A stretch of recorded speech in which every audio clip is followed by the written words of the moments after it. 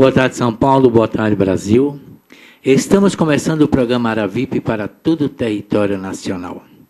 E nessa tarde de hoje eu estou recebendo aqui nos estúdios da Demais TV a nutricionista Ellen. Boa tarde, Ellen. Seja bem-vinda ao programa Aravip. Boa tarde, obrigada. Ellen, hoje nós vamos falar sobre alimentação saudável. Tanto se fala em alimentação saudável. O que vem a ser realmente uma alimentação saudável? São os hábitos que são seguidos frequentemente, né, por todas as pessoas, né? Então, teria que ser uma regulagem, né, no consumo de alimentos, né, de todos os grupos alimentares.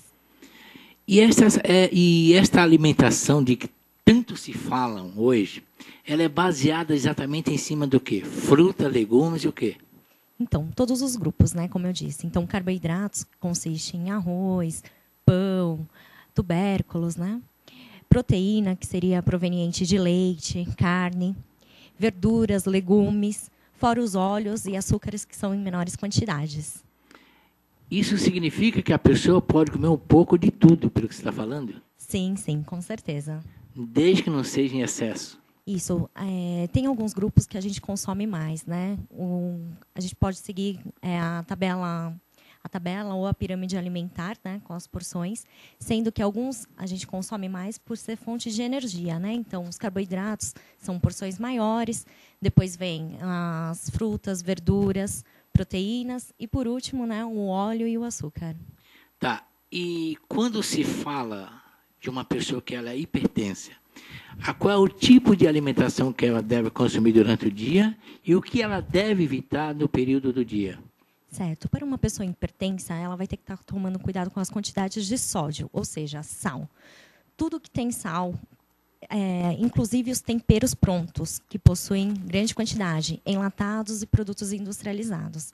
Então, isso são alimentos que elas devem consumir em menor quantidade ou até mesmo evitar de consumir.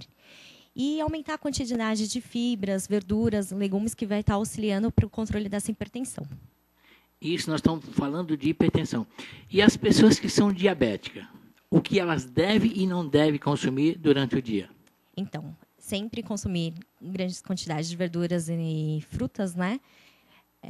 E diminuir o consumo de carboidratos simples e açúcares. O que seriam os carboidratos simples? São pães refinados, batata, macarrão, em geral, né? Massas em geral.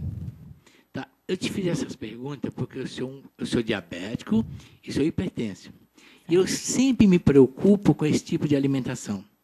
Só que tem dia que dá uma exagera nas quantidades. E também naquilo que, às vezes, a pessoa não pode estar ingerindo durante o dia. Eu, como diabetes, eu como de tudo. No dia que eu cismo de comer uma feijoada, eu vou lá e como feijoada. Eu começo a me preocupar. Eu sinto, mesmo depois dessa alimentação, estou falando de uma feijoada, eu começo a me preocupar na diabetes e na pressão alta. A minha preocupação também já gera alguma mudança no metabolismo? Sim, com certeza. Tem estudos que mostram que o emocional também interfere na hipertensão e na diabetes. Então, o que se deve fazer para evitar esses exageros? Você consumindo de 2 a 3 horas algum tipo de alimento, uma refeição, né? Então, seriam 6 refeições diárias, você vai estar evitando exageros. Então, vai estar proporcionando uma alimentação mais saudável. Você falou 6 alimentações diárias. Menina, se já é difícil controlar 2 durante o dia, almoço e janta, vamos falar terceiro e café da manhã, como é que eu vou controlar essas 6 durante o dia? Então, é uma coisa que é difícil de ser empregada hoje em dia, né? Devido à correria do dia a dia, trabalho, estudos, tudo, né? Mas é algo que a gente tem que procurar fazer por conta da nossa saúde. Se a gente tem uma preocupação com a nossa saúde, a gente tem que tomar esses hábitos devagarzinho, né? Então, primeiro você inicia o café da manhã, que seria um de jejum, que é uma das principais refeições que muitas pessoas tiram do dia a dia, essa refeição. Então, é essencial que seja feita essa refeição. E, após isso, uma colação, porque senão você vai chegar na hora do almoço com aquela fome extrema e vai acabar cometendo exageros. E o almoço também é muito importante também, o consumo de verduras, frutas, né? substituição de grande alimentos calóricos, como frituras, né? Em grande quantidade de óleo, utilizado nas preparações também. Café da tarde também, que a gente costuma pular bastante e causa uma fome extrema no jantar, coisa que a gente tem que estar adquirindo aos poucos, né? Então, são hábitos que têm que ser seguidos aos poucos e se tornar uma refeição saudável e habitual, né? Tá. Existe uma alimentação baseada somente em cima de frutas, já que você falou de frutas? Então, hoje em dia, a gente encontra de tudo, né, nas revistas. Dietas que muitas vezes falam que emagrece em uma semana, só que isso não é verídico. Porque o que acontece? Você pode até emagrecer 10 quilos em uma semana, porém você vai estar adquirindo os 10 quilos ou mais quilos na semana seguinte. Então, eu não sou a favor de dietas que só utilizem um grupo de alimentos, né? Então, dieta da fruta, dieta da verdura, dieta da sopa. Então, eu sou a favor de que sejam consumidos todos os grupos de alimentos, então carboidratos, proteínas, até mesmo os óleos devem ser consumidos, porque não existe óleo que seja somente ruim, né? Temos os azeites, os óleos enriquecidos hoje, né? Então, a gente tem que consumir um pouquinho de cada coisa mesmo. Dentro dessa alimentação da qual você está falando, pode-se consumir o arroz, feijão, batata e frutas, tudo no mesmo... Então, o arroz é o mesmo grupo do que a batata, né? Então, se você for consumir os dois, por exemplo, tem muitas pessoas que consomem macarrão com arroz e feijão, né? Então, teria que ser uma menor quantidade de arroz para compensar a de macarrão, né? Então, ou você faz a escolha, consome só arroz ou consome o macarrão, né? Então, são duas opções, dependendo dos seus hábitos alimentares, né?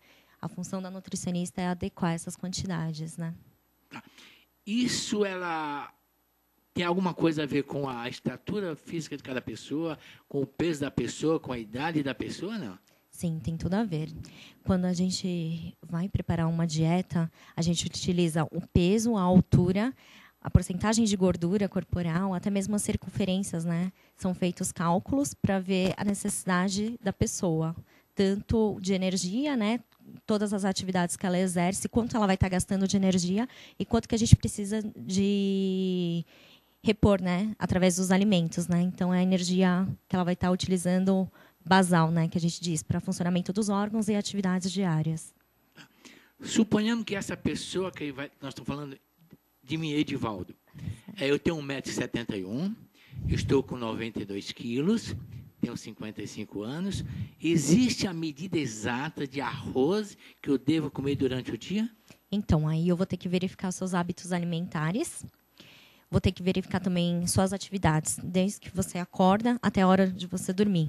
Eu vou ter que calcular quanto que o senhor gasta por dia. Calculando isso, eu vou ter que saber quantas calorias o senhor vai consumir diariamente. E, através do valor total de calorias, é que eu vou estar especificando as refeições e as calorias de cada refeição.